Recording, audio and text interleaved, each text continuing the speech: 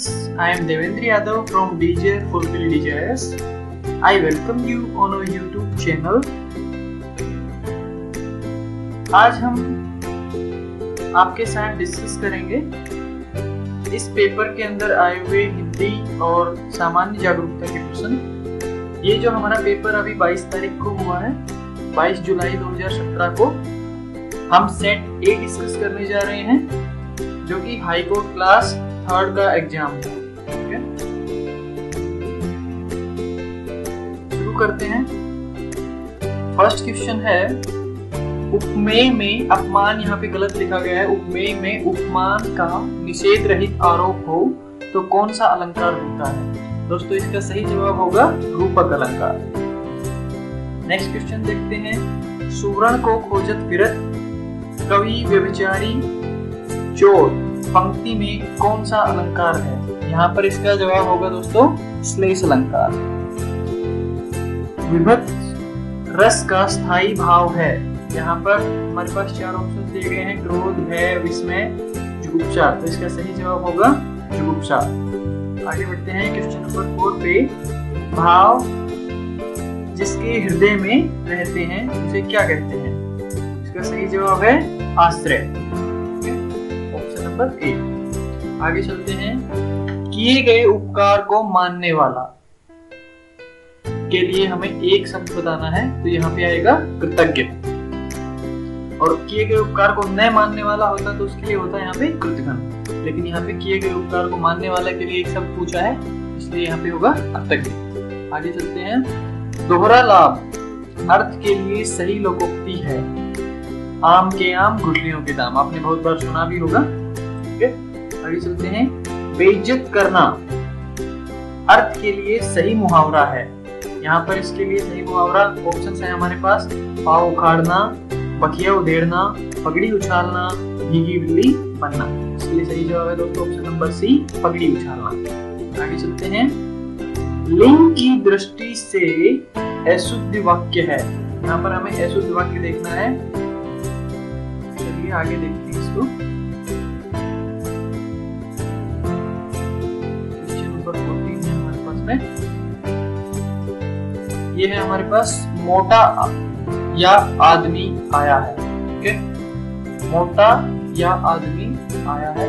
हमें यहाँ पे लिंग की दृष्टि से शुद्ध अशुद्ध देखना है। ठीक है, आपकी चरित्र अच्छी है, तुम्हारी जेब खाली है। यहाँ पे हमारा सही आंसर होगा ऑप्शन नंबर बी, आपकी चरित्र अच्छी, आपका चरित्र अच्छा है, होना चाहिए था। चलिए आगे बढ़ते हैं। दशानन में कौन सा समास है? यहाँ पर ऑप्शन है हमारे पास, तत्पुरुष, क्रमधारय, बहुव्रीहि, द्विगु। यहाँ पे इसका सही जवाब होगा ऑप्शन नंबर सी, बहुव्रीहि। चलिए आगे बढ़ते हैं। जल का पर्यायवाची नहीं है। यहाँ पर नहीं है कब पूछा है, तो नीर, तोय और पै ये सभी जल के पर्यायवाची हैं। यहाँ पर पीयूष जो है वो जल का पर्यायवाची नहीं है, ये अमृत का पर्यायवाची है। आगे बढ़ते हैं। कृतज्ञ का विलोम शब्द क्या है? कृतज्ञ का मैंने आपसे पहले भी बता दिया कि यहाँ पे क्या आएगा, जो उपकार को ना माने वो होता है कृतघ्न। ठीक है, तो जो उपकार को माने वो होता है कृतज्ञ। चलिए आगे बढ़ते हैं। तो इसका सही जवाब था ऑप्शन नंबर बी, कृतघ्न। निम्न में से कौन सा शब्द तद्भव है? ठीक है, यहाँ पे तद्भव शब्द बताना है। वत्स, रात्रि, काज, वायु। यहाँ पे सही जवाब हो जाएगा काज। आगे बढ़ते हैं। निम्न में से कौन सा शब्द तत्सम है? तत्सम यहाँ पे है ऑप्शन से हमारे पास, भ्राता, कान, सब, बयार। इसका सही जवाब है भ्राता। आगे बढ़ते हैं नेक्स्ट क्वेश्चन पे। वचन की दृष्टि से अशुद्ध वाक्य है। यहाँ पे हमारे पास 4 ऑप्शन दिए गए हैं, वचन की दृष्टि से हमें बताना है। तो यहाँ पे ऑप्शन नंबर डी जो है, उसका प्राण निकल गया की जगह पे क्या आना चाहिए था, उसके प्राण निकल गए। ठीक है, तो ये वचन की दृष्टि से अशुद्ध वाक्य है। आगे चलते हैं। नेक्स्ट क्वेश्चन आ जाता है। राजा ने ब्राह्मण को धन दिया। वाक्य के रेखांकित पद में कारक है, कौन सा कारक है? यहाँ पे ब्राह्मण को रेखांकित किया गया है। इसमें हमारे पास में कारक है ऑप्शन नंबर बी, कर्म कारक। आगे बढ़ते हैं।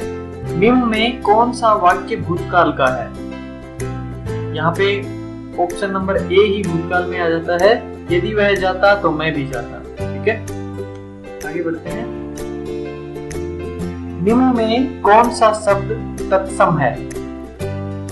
ये आ चुका है, ये क्वेश्चन अभी पीछे, ये दोबारा से आ गया इसी के अंदर। ये है भ्राता कान शब्द, यार तो हम बता चुके हैं इसको कि भ्राता है। आगे चलते हैं। वागीश का संधि विच्छेद होगा। यहाँ पर ऑप्शन नंबर बी ठीक है, वाक जमा ईस। ठीक है, आगे बढ़ते हैं। किस वाक्य में वर्तनी संबंधी अशुद्धि है? यहाँ पर ईश्वर अंतर्यामी है, बिल्कुल ठीक है। आपका स्वास्थ्य कैसा है? विद्यार्थी को स्वावलंबी होना चाहिए। ठीक है, ऑप्शन नंबर बी, ये उज्जवल जो है इसमें डबल जय तो आएंगे लेकिन दोनों ही आधे रहेंगे, पूरा जय नहीं होगा। ये वर्तनी संबंधी है, ऑप्शन नंबर बी करेक्ट होगा। आगे बढ़ते हैं। निम्न में अनेकार्थी शब्द कौन सा है? यहाँ पे हमें अनेकार्थी शब्द बताना है। आयु, आदेश, ग्रंथ, गुरु। तो ऑप्शन नंबर डी गुरु यहाँ पर अनेकार्थी शब्द। आगे बढ़ते हैं। जिसे नहीं जीता जा सके, वाक्यांश के लिए एक शब्द। जिसे जीता ना जा सके वो होता है अजय, और जो कभी ना मरे वो होता है अमर। यहाँ पे जो ये अगेय दिया गया है ये गलत है, यहाँ पे अजय आएगा। ठीक है, आगे बढ़ते हैं। ये हमें एक पैसेज दिया गया है जिसके आधार पर हमें 5 प्रश्नों के जवाब देने हैं। ये पैसेज जो है, गद्यांश जो है, ये इस प्रकार से है। प्रथम विश्व युद्ध में मित्र शक्तियों का प्रमुख शत्रु जर्मनी था। जर्मनी के साथ शांति संधि का मसौदा तैयार करने के लिए मित्र राष्ट्रों का शांति सम्मेलन 18 जनवरी 1919 ईस्वी को पेरिस में आरंभ हुआ। संयुक्त राज्य के राष्ट्रपति विल्सन, ब्रिटिश प्रधानमंत्री लॉर्ड जॉर्ज और फ्रांसीसी प्रधानमंत्री जॉर्ज क्लेमेंसो सम्मेलन पर छाए रहे। जर्मनी ने इस शर्त पर आत्मसमर्पण किया था कि विल्सन, जर्मनी ने आना चाहिए था यहाँ पे। जर्मनी ने इस शर्त पर आत्मसमर्पण किया था कि विल्सन के 14 सूत्र तथा अन्य वक्तव्य शांति का आधार बनेंगे। 14 सूत्रों के अलावा विल्सन ने यह घोषणा भी की थी कि किसी देश के किसी प्रदेश पर अधिकार नहीं किया जाएगा, किसी से कोई आर्थिक मांग नहीं की जाएगी और न ही किसी से दंड स्वरूप किसी भी प्रकार का कोई हर्जाना देने को कहा जाएगा। चलिए अब क्वेश्चन सोल्व करते हैं इसके बेस पे। मित्र शक्तियों का प्रमुख शत्रु कौन था? दोस्तों हमने अभी पढ़ा है जर्मनी। ठीक है, प्रमुख शत्रु कौन था मित्र शक्तियों का? जर्मनी। आगे बढ़ते हैं इसमें। हाँ, मित्र राष्ट्रों का शांति सम्मेलन कहाँ हुआ? ये हमारे पास में आ चुका है पेरिस में। 18 जनवरी 1919 को कहाँ पे हुआ? पेरिस में। शांति सम्मेलन के समय संयुक्त राज्य का राष्ट्रपति कौन था? विल्सन। राष्ट्रपति, संयुक्त राज्य के राष्ट्रपति विल्सन। ठीक है, ऑप्शन नंबर डी। आगे बढ़ते हैं क्वेश्चन नंबर 24 पे। जर्मनी के आत्मसमर्पण का मुख्य आधार था विल्सन के 14 सूत्र।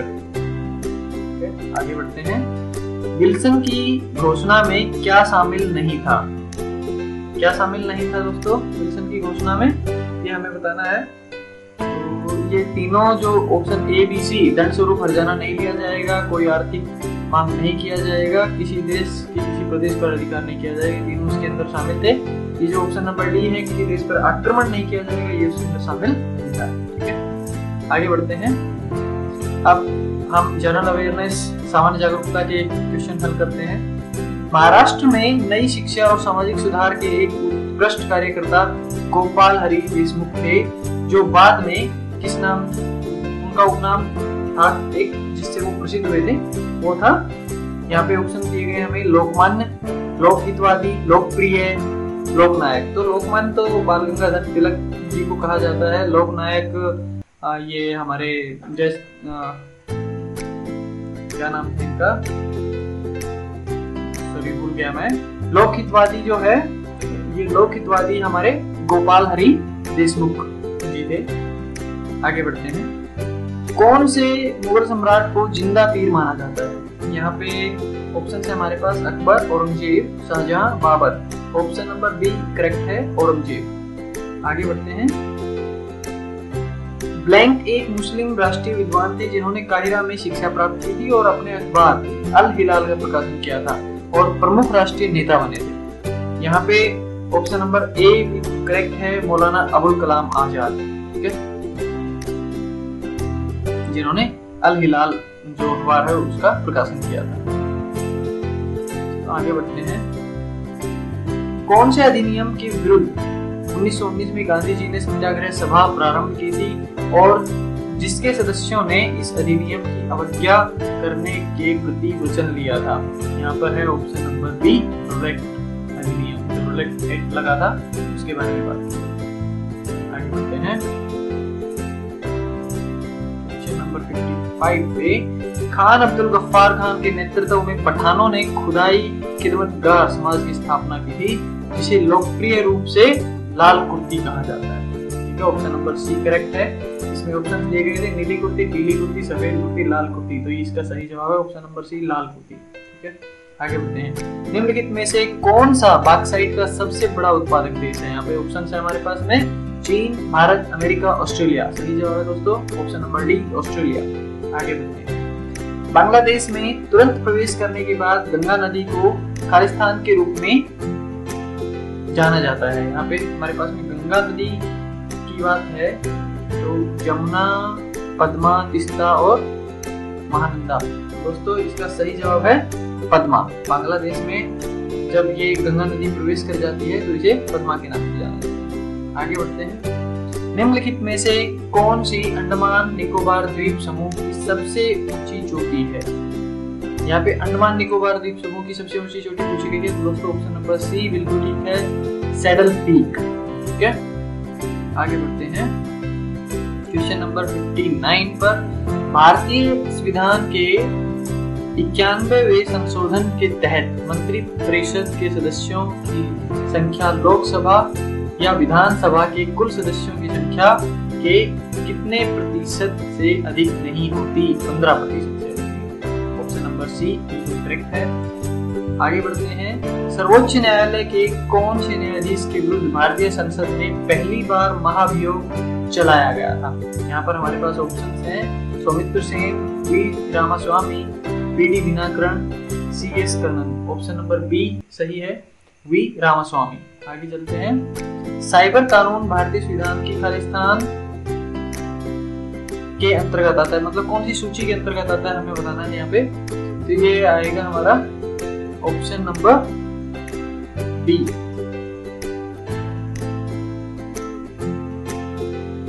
है, आगे बढ़ते हैं।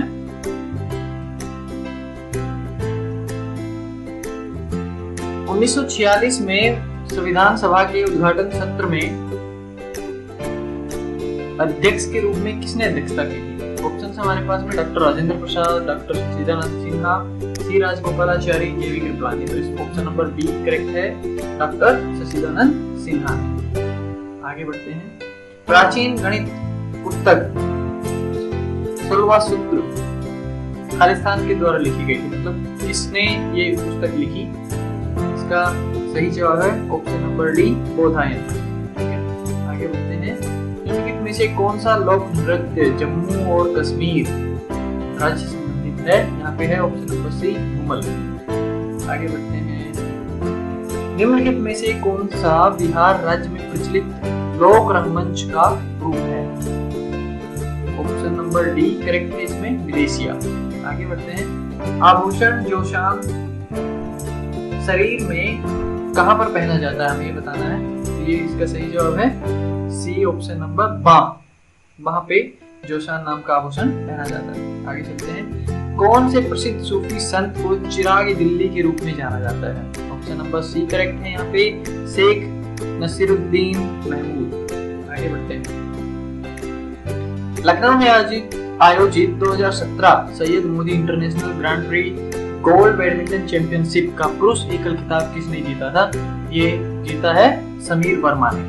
आगे बढ़ते हैं। 2018 में फीफा विश्व कप फुटबॉल टूर्नामेंट कहां पर आयोजित किया जाएगा? इसका सही जवाब है दोस्तों ऑप्शन नंबर सी, रशिया में, रूस में। देश के 50 से अधिक वर्षों के गृह युद्ध को समाप्त करने के अपने प्रयासों के लिए किसको नोबेल शांति पुरस्कार 2016 से सम्मानित किया गया था? यहाँ पर ये है जुआन मैनुआ Manuel Santos, option number B. आगे बढ़ते हैं, प्लेइंग इट माई वे के रूप में किस महान बल्लेबाज ने अपनी आत्मकथा लिखी है? तो दोस्तों इसका सही जवाब है, वैसे मैं बता देता हूँ, यहाँ पे ऑप्शंस छूट गए हैं। प्लेइंग इट माई वे सचिन तेंदुलकर की आत्मकथा है। आगे बढ़ते हैं, प्रधानमंत्री नरेंद्र मोदी ने अप्रैल 2017 में उड़े देश का आम नागरिक UDAN योजना के तहत खालिस्तान के लिए पहली क्षेत्रीय उड़ान को हरी झंडी दिखाकर रवाना किया। कहां से कहां तक? ये ऑप्शन नंबर बी करेक्ट है, शिमला से दिल्ली तक। भारत ने फाइनल में किसको हराकर 2016 जूनियर विश्व कप हॉकी जीता था, जो दिसंबर 2016 में लखनऊ में आयोजित किया गया था? ऑप्शन नंबर सी करेक्ट है दोस्तों, भारत ने बेल्जियम को हराया था और जूनियर हॉकी विश्व कप जीता था 2016 में। आगे बढ़ते हैं, जनगणना 2011 के अनुसार उत्तर प्रदेश के निम्नलिखित में से कौन से जिले में साक्षरता दर सबसे अधिक है? यहाँ पर हमारे पास ऑप्शन है इलाहाबाद, गौतम बुद्ध नगर, गोरखपुर, मुरादाबाद। इसका सही जवाब है, साक्षरता दर सबसे अधिक पूछा है गौतम बुद्ध नगर के अंदर, ऑप्शन नंबर बी। आगे बढ़ते हैं, एक प्रसिद्ध धार्मिक तीर्थ स्थल नैमिषारण्य उत्तर प्रदेश के किस जिले में स्थित है? ये उत्तर प्रदेश के लखनऊ जिले में स्थित है, ऑप्शन नंबर बी इसका सही जवाब है दोस्तों। अगर आपको हमारा वीडियो पसंद आया हो तो हमारे चैनल डीजर फुटरी डिजायर्स को सब्सक्राइब करना ना भूलें। Thanks for watching, see you in our next video, till then bye bye.